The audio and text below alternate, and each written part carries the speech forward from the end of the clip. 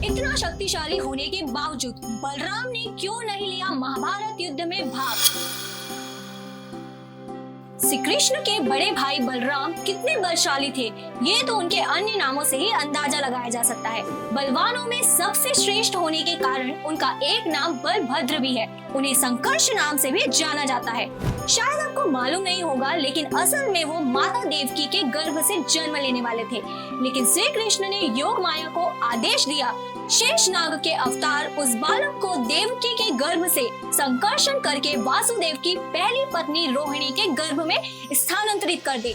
लेकिन फिर भी अपने बल और गुस्से के लिए प्रसिद्ध बलराम ने महाभारत युद्ध में भाग नहीं लिया, जबकि वो गदा युद्ध में दक्ष थे और उस समय उनका कोई मुकाबला नहीं था। दोस्तों, अगर आपके मन में भी ये सवाल आता है तो इस वीडियो को आखिरी तक देखिए, क्योंकि हम आपको बताने वाले हैं कि इतना शक्तिशाली होने के बावजूद बलराम ने क्यों नहीं लिया महाभारत युद्ध में भाग। दरअसल बलराम भीम और दुर्योधन दोनों के ही गुरु थे। इन दोनों को गदा की शिक्षा बलराम ने ही दी थी। उन्हें दोनों इतने प्रिय थे कि किसी एक को चुनना उनके लिए मुश्किल था। यदि वो एक पक्ष को चुन लेते तो दूसरे के साथ अन्याय ही होता। साथ ही दुर्योधन को बलराम पहले ही वचन दे चुके थे कि ना तो बलराम और ना ही उनके भाई कृष्ण युद्ध में शस्त्र उठाएंगे।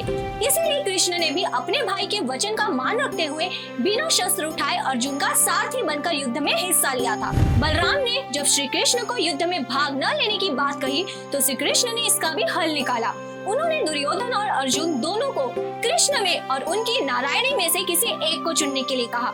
दुर्योधन को पता था कि कृष्ण तो निशस्त्र ही युद्ध में भाग लेंगे, इसीलिए उसने नारायणी सेना को चुना और अर्जुन ने चुना श्री कृष्ण को। महाभारत की कथा में भी बलराम से जुड़ी एक घटना का वर्णन मिलता है। जब युद्ध शुरू होने वाला था उससे एक दिन पहले बलराम पांडवों की छावनी में पहुंचे। उन्हें देखकर सभी पांडव और श्री कृष्ण प्रसन्न हो गए। उन्हें लगा कि शायद बलराम ने अपना फैसला बदल लिया है, लेकिन बलराम सीधे जाकर धर्मराज युधिष्ठिर के पास बैठ गए और उनसे कहा, कौरव और पांडव दोनों ही हमारे संबंधी है। मैंने कृष्ण को भी समझाया कि किसी एक का पक्ष लेना अन्याय होगा, लेकिन कृष्ण को अर्जुन इतने प्रिय है कि वो उनका सारथी बनने के लिए भी तैयार हो गए और युद्ध में हिस्सा लिया। साथ ही उन्होंने कहा कि भीम और दुर्योधन दोनों ही मेरे प्रिय शिष्य हैं। मैंने दोनों को ही गदा युद्ध की शिक्षा दी है। इस तरह कौरव और पांडवों को लड़ते देख मुझे अच्छा नहीं लग रहा। मैं किसी एक का पक्ष कैसे ले सकता हूँ, इसीलिए मैं तीर्थ यात्रा पर जा रहा हूँ। इतना कहकर उन्होंने विदा ली और तीर्थ यात्रा पर निकल गए। बलराम जब तीर्थ से वापस आए तो महाभारत का युद्ध अपने आखिरी पड़ाव पर चल रहा था। कुरुक्षेत्र के मैदान में भीम और दुर्योधन का युद्ध चल रहा था।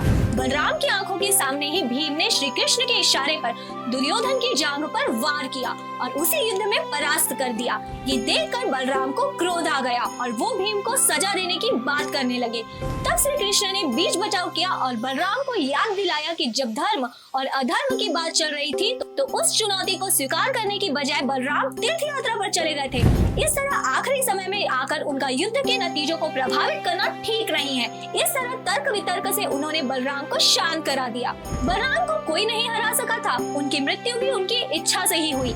यदुवंशियों के अंत के बाद बलराम ने देह हत्या का फैसला किया, क्योंकि उन्हें ज्ञात था कि यदुवंशियों का अंत हो जाने के बाद विष्णु अवतार श्री कृष्ण भी धरती छोड़कर चले जाएंगे। जहां यदुवंशियों का अंत हुआ वहीं बलराम समुद्र तट पर बैठ गए। भगवान श्री कृष्ण और उनके साथी दारुक ने देखा कि बलराम के मुंह से एक बहुत बड़ा नाग निकल रहा है और सारा समुद्र उसकी स्तुति कर रहा है। देखते ही देखते शेष नाग के अवतार बलराम वही देह त्याग कर क्षीर सागर में समा गए। दोस्तों, उम्मीद करते हैं कि हमारी ये वीडियो आपको पसंद आई होगी। भगवान विष्णु के परम भक्त शेषनाग के अवतार बलराम की ये कथा अपने दोस्तों और परिवारजनों को शेयर करना न भूले। धन्यवाद।